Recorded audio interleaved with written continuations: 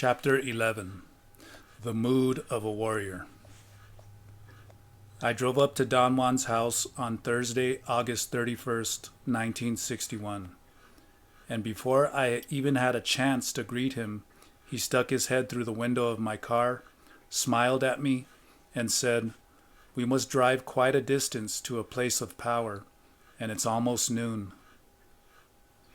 He opened the door of my car, sat down next to me in the front seat, and directed me to drive south for about 70 miles. We then turned east onto a dirt road and followed it until we had reached the slopes of the mountains. I parked my car off the road in a depression Don Juan picked because it was deep enough to hide the car from view. From there, we went directly to the top of the low hills, crossing a vast, flat, desolate area. When it got dark, Don Juan selected a place to sleep. He demanded complete silence. The next day, we ate frugally and continued our journey in an easterly direction. The vegetation was no longer desert shrubbery, but thick green mountain bushes and trees. Around mid-afternoon, we climbed to the top of a gigantic bluff of conglomerate rock which looked like a wall. Don Juan sat down and signaled me to sit down also. "This is a place of power," he said after a moment's pause. "This is the place where warriors were buried a long time ago." At that instant, a crow flew right above us, cawing. Don Juan followed its flight with a fixed gaze. I examined the rock and was wondering how and where the warriors had been buried when he tapped me on the shoulder. "Not here, you fool," he said, smiling. "Down there." He pointed to the field right below us at the bottom of the bluff, towards the east. He explained that the field in question was surrounded by a natural coral of boulders. From where I was sitting, I saw an area which was perhaps 100 yards in diameter and which looked like a perfect circle. Thick bushes covered its surface, camouflaging the boulders. I would not have noticed its perfect roundness if Don Juan had not pointed it out to me. He said that there were scores of such places scattered in the old world of the Indians. They were not exactly places of power, like certain hills or land formations which were the abode of spirits, but rather places of enlightenment where one could be taught, where one could find solutions to dilemmas. "All you have to do is come here," he said, "or spend the night on this rock in order to rearrange your feelings." "Are we going to spend the night here?" "I thought so, but a little crow just told me not to do that." I tried to find out more about the crow, but he hushed me up with an impatient movement of his head. "Look at the circle of boulders," he said. "Fix it in your memory, and then someday a crow will lead you to another one of these places. The more perfect its roundness is, the greater its power." "Are the warriors' bones still buried here?" Don Juan made a comical gesture of puzzlement and then smiled broadly. "This is not a cemetery," he said. "Nobody is buried here.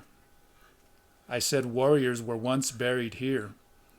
I meant that they used to come here to bury themselves for a night, or for 2 days, or for whatever length of time they needed to. I did not mean dead people's bones are buried here. I'm not concerned with cemeteries. There is no power in them. There is power in the bones of a warrior, though, but they are never in cemeteries.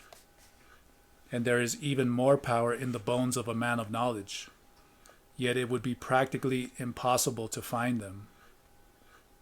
"Who is a man of knowledge, Don Juan?" "Any warrior could become a man of knowledge. As I told you, a warrior is an impeccable hunter that hunts power. If he succeeds in hunting, he can be a man of knowledge. What do you... He stopped my question with a movement of his hand. He stood up, signaled me to follow, and began descending on the steep east side of the bluff. There was a definite trail in the almost perpendicular face leading to the round area. We slowly worked our way down the perilous path, and when we reached the bottom floor, Don Juan, without stopping at all, led me through the thick chaparral to the middle of the circle. There he used some thick dry branches to sweep a clean spot for us to sit. The spot was also perfectly round. I intended to bury you here all night, he said. But I know now that it is not time yet. You don't have power. I'm going to bury you only for a short while. I became very nervous with the idea of being enclosed and asked how he was planning to bury me. He giggled like a child and began collecting dry branches. He did not let me help him and said I should sit down and wait. He threw the branches he was collecting inside the clean circle. Then he made me lie down with my head towards the east, put my jacket under my head, and made a cage around my body. He constructed it by sticking pieces of branches about 2.5 feet in length in the soft dirt. The branches, which ended in forks, served as supports for some long sticks that gave the cage a frame and the appearance of an open coffin. He closed the box-like cage by placing small branches and leaves over the long sticks, encasing me from the shoulders down. He let my head stick out with my jacket as a pillow. He then took a thick piece of dry wood and, using it as a digging stick, he loosened the dirt around me and covered the cage with it. The frame was so solid and the leaves were so well placed that no dirt came inside. I could move my legs freely and could actually slide in and out. Don Juan said that ordinarily a warrior would construct the cage and then slip into it and seal it from the inside. How about the animals, I asked. Can they scratch the surface dirt and sneak into the cage and hurt the man? No, that's not a worry for a warrior. It's a worry for you because you have no power. A warrior, on the other hand, is guided by his unbending purpose and can fend off anything. No rat or snake or mountain lion could bother him. What do they bury themselves for, Don Juan? For enlightenment and for power. I experienced an extremely pleasant feeling of peace and satisfaction. The world at that moment seemed at ease. The quietness was exquisite and at the same time unnerving. I was not accustomed to that kind of silence. I tried to talk, but he hushed me. After a while, the tranquility of the place affected my mood. I began to think of my life and my personal history and experienced a familiar sensation of sadness and remorse. I told him that I did not deserve to be there, that his world was strong and fair, and I was weak, and that my spirit had been distorted by the circumstances of my life. He laughed and threatened to cover my head with dirt if I kept on talking in that vein. He said that I was a man, and like any man, I deserved everything that was a man's lot: joy, pain, sadness, and struggle, and that the nature of one's acts was unimportant as long as one acted as a warrior. Lowering his voice to almost a whisper, he said that if I really felt that my spirit was distorted, I should simply fix it, purge it, make it perfect, because there was no other task in our entire lives which was more worthwhile. Not to fix the spirit was to seek death, and that was the same as to seek nothing, since death was going to overtake us regardless of anything. He paused for a long time, and then he said with a tone of profound conviction, "To seek the perfection of the warrior spirit is the only task worthy of our manhood." His words acted as a catalyst. I felt the weight of my past actions as an unbearable and hindering load.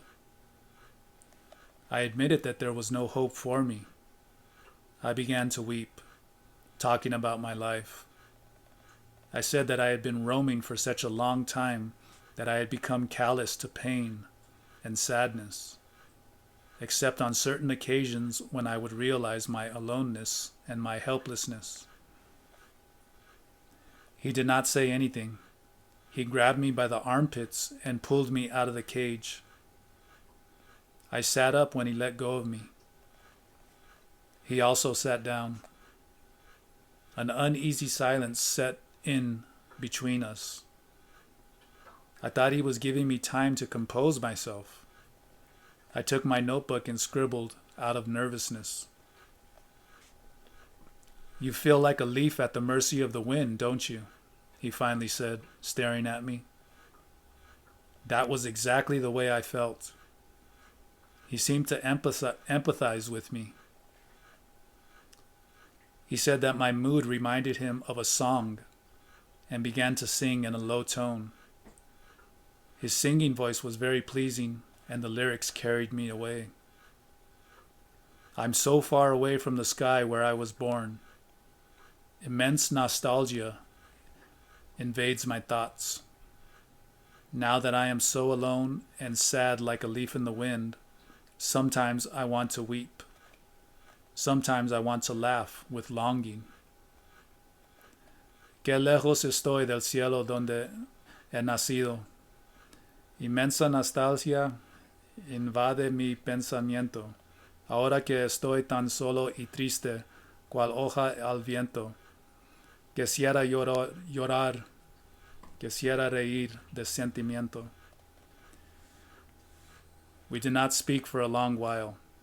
He finally broke the silence. "Since the day you were born, one way or another, someone has been doing something to you," he said. "That's correct," I said. "And they have been doing something to you against your will." "True. And by now you're helpless, like a leaf in the wind." "That's correct. That's the way it is." I said that the circumstances of my life had sometimes been devastating. He listened attentively, but I could not figure out whether he was just being agreeable or genuinely concerned until I noticed that he was trying to hide a smile. "No matter how much you like to feel sorry for yourself, you have to change that," he said in a soft tone. "It doesn't jive with the life of a warrior."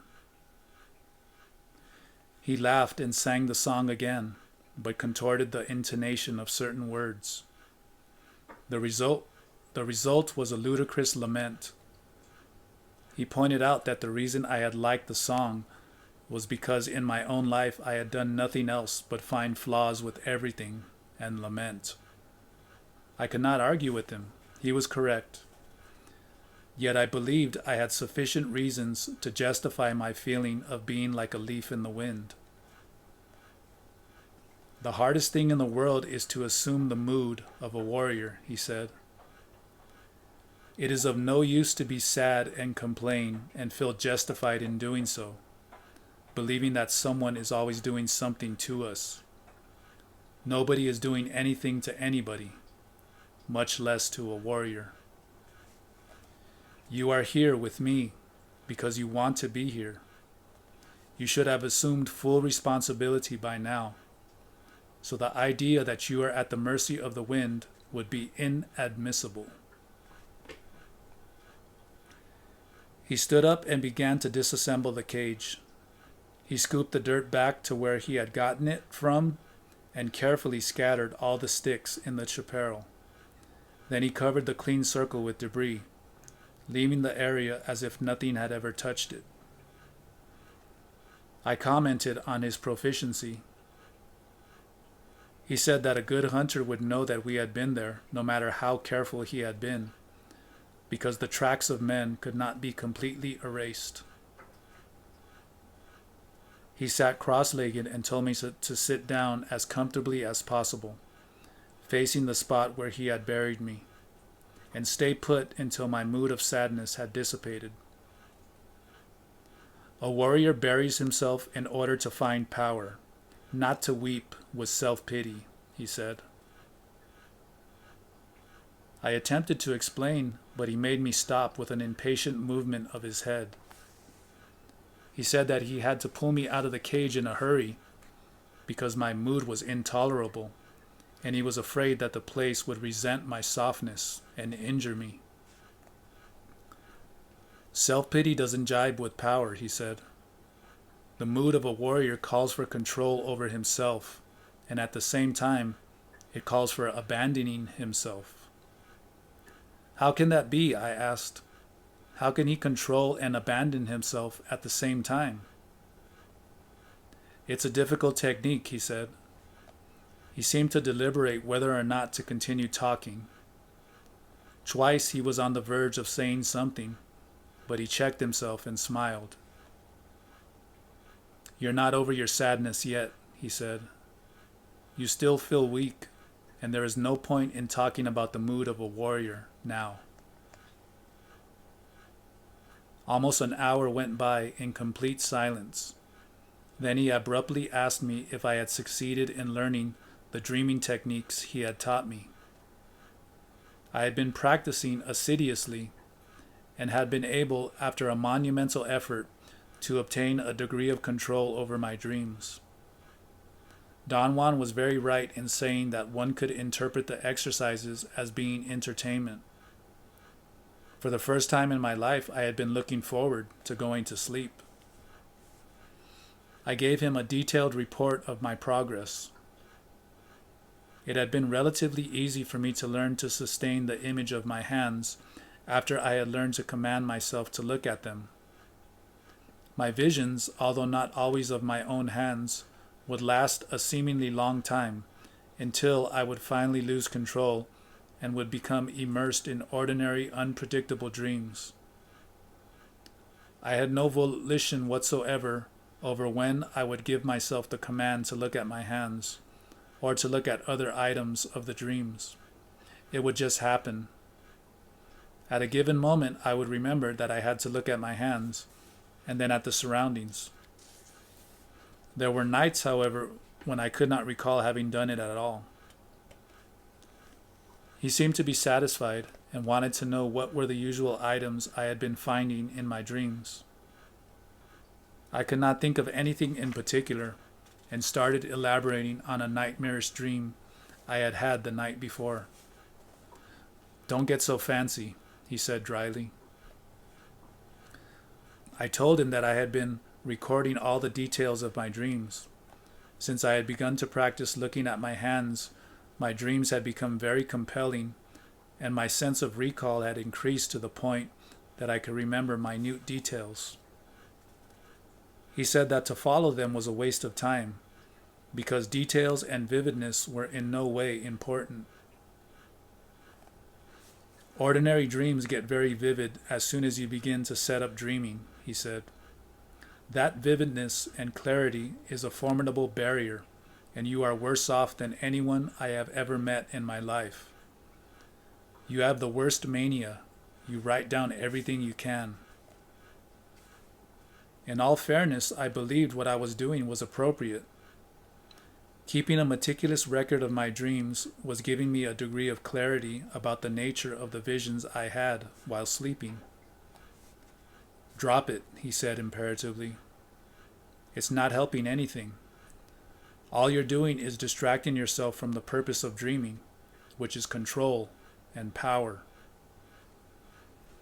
He lay down and covered his eyes with his hat and talked without looking at me. I'm going to remind you of all the techniques you must practice, he said. First, you must focus your gaze on your hands as the starting point. Then, shift your gaze to other items and look at them in brief glances. Focus your gaze on as many things as you can. Remember that if you only glance briefly, the images do not shift. Then go back to your hands. Every time you look at your hands, you renew the power needed for dreaming. So in the beginning, don't look at too many things. 4 items will suffice every time. Later on, you may enlarge the scope until you can cover all you want. But as soon as the images begin to shift and you feel you are losing control, go back to your hands. When you feel you can gaze at things indefinitely, you will be ready for a new technique. I'm going to teach you this new technique now, but I expect you to put it to use only when you are ready. He was quiet for about 15 minutes. Finally, he sat up and looked at me. The next step in setting up dreaming is to learn to travel, he said. The same way you have learned to look at your hands, you can will yourself to move, to go to places. First, you have to establish a place you want to go to. Pick a well-known spot, perhaps your school, or a park, or a friend's house. Then, will yourself to go there. This technique is very difficult. You must perform 2 tasks. You must will yourself to go to the specific locale, and then, when you have mastered that technique, you have to learn to control the exact time of your traveling. As I wrote down his statements, I had the feeling that I was really nuts. I was actually taking down insane instructions, knocking myself out in order to follow them. I experienced a surge of remorse and embarrassment. "What are you doing to me, Don Juan?" I asked, not really meaning it. He seemed surprised.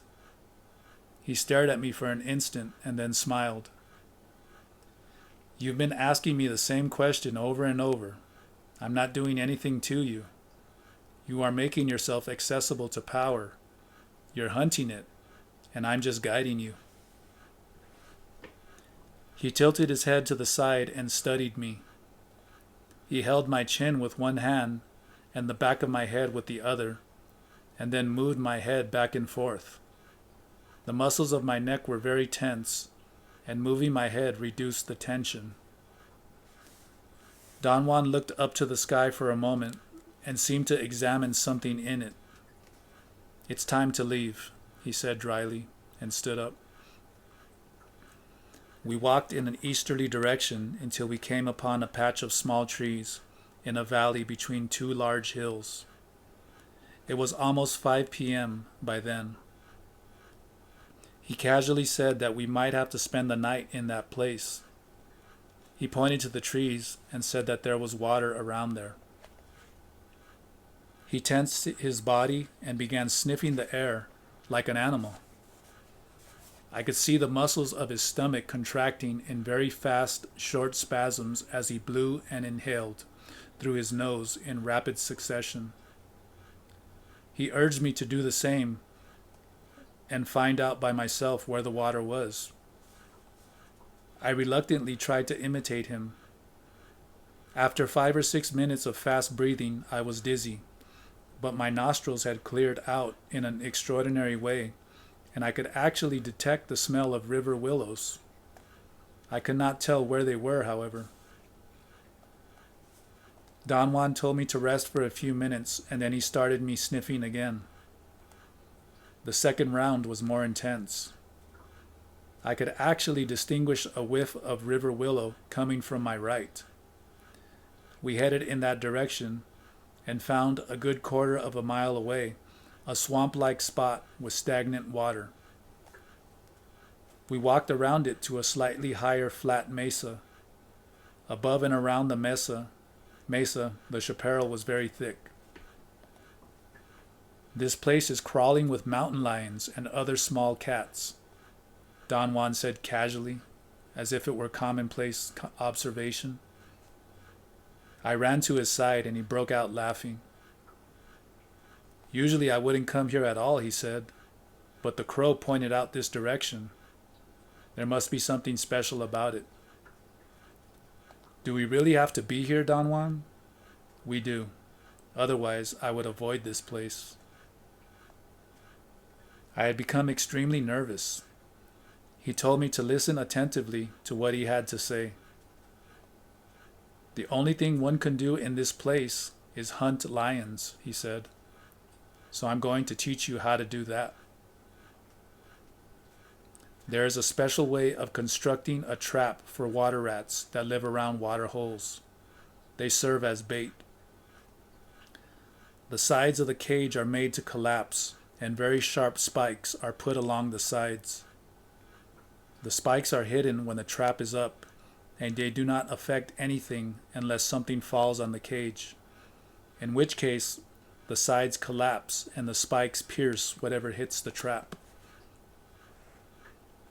I could not understand what he meant, but he made a diagram on the ground and showed me that if the side sticks of the cage were placed on pivot-like hollow spots on the frame, the cage would collapse onto either side if something pushed its top. The spikes were pointed sharp slivers of hard wood, which were placed all around the frame and fixed to it. Don Juan said that usually a heavy load of rocks was placed over a net of sticks, which were connected to the cage and hung way above it. When the mountain lion came upon the trap baited with the water rats, it would usually try to break it by pawing it with all its might. Then the slivers would go through its paws, and the cat, in a frenzy, would jump up, unleashing an avalanche of rocks on top of him. "Someday you might need to catch a mountain lion," he said. "They have special powers. They are terribly smart, and the only way to catch them is by fooling them with pain and with the smell of river willows."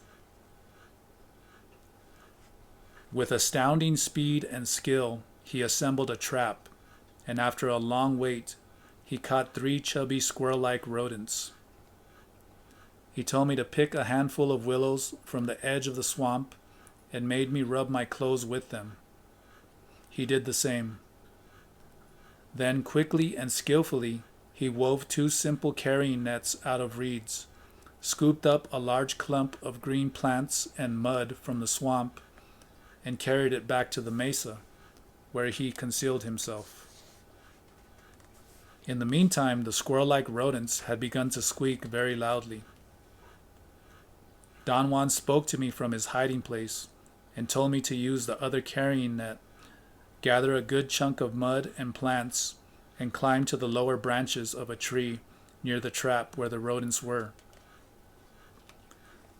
Don Juan said that he did not want to hunt the cat or the rodents, so he was going to hurl the mud at the lion if it came to the trap. He told me to be on the alert, and hit the cat with my bundle after he had, in order to scare it away. He recommended I should be extremely careful not to fall out of the tree. His final instructions were to be so still that I would merge with the branches. I could not see where Don Juan was. The squealing of the rodents became extremely loud, and finally it was so dark that I could hardly distinguish the general features of the terrain. I heard a sudden and close sound of soft steps and a muffled cat-like exhalation, then a very soft growl, and the squirrel-like rodents ceased to squeak. It was right then that I saw the dark mass of an animal right under the tree where I was. Before I could even be sure that it was a mountain lion, it charged against the trap. But before it reached it, something hit it and made it recoil. I hurled my bundle as Don Juan had told me to do. I missed, yet it made a very loud noise. At that instant, Don Juan let out a series of penetrating yells that sent chills through my spine. and the cat, with extraordinary agility, leaped to the mesa and disappeared. Don Juan kept on making the penetrating noises a while longer, and then he told me to come down from the tree, pick up the cage with the squirrels, run up to the mesa, and get to where he was as fast as I could. In an incredibly short period of time, I was standing next to Don Juan. He told me to imitate his yelling as close as possible in order to keep the lion off while he dismantled the cage and let the rodents free. I began to yell but could not produce the same effect. My voice was raspy because of the excitation. He said I had to abandon myself and yell with real feeling because the lion was still around. Suddenly I fully realized the situation. The lion was real. I let out a magnificent series of piercing yells. Don Juan roared with laughter. He let me yell for a moment, and then he said we had to leave the place as quietly as possible because the lion was no fool and was probably retracing its steps back to where we were. He'll follow us for sure, he said. No matter how careful we are, we'll leave a trail as wide as the Pan American Highway. I walked very close to Don Juan. From time to time, he would stop for an instant and listen. At one moment, he began to run in the dark, and I followed him with my hands extended in front of my eyes to protect myself from the branches.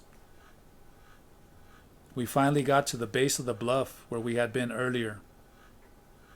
Don Juan said that if we succeeded in climbing to the top without being mauled by the lion, we were safe. He went up first to show me the way. We started to climb in the dark. I did not know how, but I followed him with dead sure steps. When we were near the top, I heard a peculiar animal cry. It was almost like the mooing of a cow, except that it was a bit longer and coarser. Up, up, Don Juan yelled. I scrambled to the top in total darkness ahead of Don Juan. When he reached the flat top of the bluff, I was already sitting, catching my breath. He rolled on the ground. I thought for a second that the exertion had been too great for him, but he was laughing at my speedy climb. We sat in complete silence for a couple of hours, and then we started back to my car. Sunday, September 3rd, 1961. Don Juan was not in the house when I woke up. I worked over my notes and had time to get some firewood from the surrounding chaparral before he returned. I was eating when he walked into the house. He began to laugh at what he called my routine of eating at noon, but he helped himself to my sandwiches. I told him that what had happened with the mountain lion was baffling to me. In retrospect, it all seemed unreal. It was as if everything had been staged for my benefit. The succession of events had been so rapid that I really had no time to be afraid. I had had enough time to act, but not to deliberate upon my circumstances. In writing my notes, the question of whether I had really seen the mountain lion came to mind. The dry branch was still fresh in my memory. It was a mountain lion, Don Juan said, imperatively. Was it a real flesh and blood animal? Of course.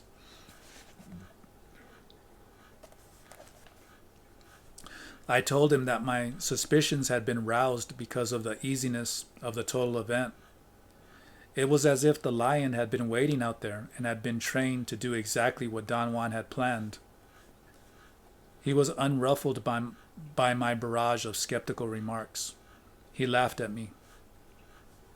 "You're a funny fellow," he said. "You saw and heard the cat. It was right under the tree where you were. He didn't smell you and jump at you because of the river willows. They kill any other smell, even for cats. You had a batch of them in your lap." I said that it was not that I doubted him, but that everything that had happened that night was extremely foreign to the events of my everyday life. For a while, as I was writing my notes, I even had the feeling that Don Juan may have been playing the role of the lion. However, I had to discard the idea because I had really seen the dark shape of a four-legged animal charging at the cage and then leaping to the mesa. "Why do you make such a fuss?" he said. "It was just a big cat. There must be thousands of cats in those mountains. Big deal. As usual, you are focusing your attention on the wrong item. It makes no difference whatsoever whether it was a lion or my pants. Your feelings at that moment were what counted." In my entire life, I had never seen or heard a big wild cat on the prowl. When I thought of it, I could not get over the fact that I had been only a few feet away from one. Don Juan listened patiently while I went over the entire experience. "Why the awe for the big cat?" he asked, with an inquisitive expression. "You've been close to most of the animals that live around here, and you've never been so awed by them. Do you like cats?" "No, I don't." "Well, forget about it then. The lesson was not on how to hunt lions anyway." "What was it about?" "The little crow pointed out that specific spot to me, and at that spot I saw the opportunity of making you understand how one acts while one is in the mood of a warrior. Everything you did last night was done within a proper mood. You were controlled and at the same time abandoned when you jumped down from the tree to pick up the cage and run up to me. You were not paralyzed with fear. And then, near the top of the bluff, when the lion let out a scream, you moved very well. I'm sure you wouldn't believe what you did if you looked at the bluff during the daytime. You had a degree of abandon, and at the same time you had a degree of control over yourself. You did not let go and wet your pants, and yet you let go and climbed that wall in complete darkness. You could have missed the trail and killed yourself. To climb that wall in darkness required that you had to hold on to yourself and let go of yourself at the same time. That's what I call the mood of a warrior. I said that whatever I had done that night was the product of my fear and not the result of any mood of control and abandon. I know that, he said, smiling. And I wanted to show you that you can spur yourself beyond your limits if you are in the proper mood. A warrior makes his own mood. You didn't know that. Fear got you into the mood of a warrior, but now that you know about it, anything can serve to get you into it. I wanted to argue with him, but my reasons were not clear. I felt an inexplicable sense of annoyance. It's convenient to always act in such a mood, he continued. It cuts through the crap and leaves one purified. It was a great feeling when you reached the top of the bluff, wasn't it? I told him that I understood what he meant, yet I felt it would be idiotic to try to apply what he was teaching me to everyday life. One needs the mood of a warrior for every single act, he said. Otherwise, one becomes distorted and ugly. There is no power in a life that lacks this mood. Look at yourself. Everything offends and upsets you. You whine and complain and feel that everyone is making you dance to their tune. You are a leaf at the mercy of the wind. There is no power in your life.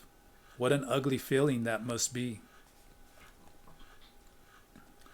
A warrior, on the other hand, is a hunter. He calculates everything. That's control. But once his calculations are over, he acts. He lets go. That's abandon. A warrior is not a leaf at the mercy of the wind. No one can push him. No one can make him do things against himself or against his better judgment. A warrior is tuned to survive, and he survives in the best of all possible fashions. I liked his stance, although I thought it was unrealistic.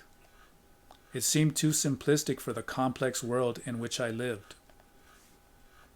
He laughed at my arguments, and I insisted that the mood of a warrior could not possibly help me overcome the feeling of being offended or actually being injured by the actions of my fellow men, as in the hypothetical case of being physically harassed by a cruel and malicious person placed in a position of authority. He roared with laughter and admitted the example was apropos. A warrior could be injured but not offended, he said. For a warrior, there is nothing offensive about the acts of his fellow men as long as he himself is acting within the proper mood. The other night you were not offended by the lion. The fact that it chased us did not anger you. I did not hear you cursing it, nor did I hear you say that he had no right to follow us. It could have been a cruel and malicious lion for all you know, but that was not a consideration while you struggled to avoid it. The only thing that was pertinent was to survive, and that you did very well. If you would have been alone and the lion had caught up with you and mauled you to death, you would have never even considered complaining or feeling offended by its acts. The mood of a warrior is not so far-fetched for yours or anybody's world. You need it in order to cut through all the guff. I explained my way of reasoning. The lion and my fellow men were not on a par, because I knew the intimate quirks of men while I knew nothing about the lion. What offended me about my fellow men was that they acted maliciously and knowingly. I know, Don Juan said patiently. To achieve the mood of a warrior is not a simple matter. It is a revolution. To regard the lion and the water rats and our fellow men as equals is a magnificent act of the warrior's spirit. It takes power to do that.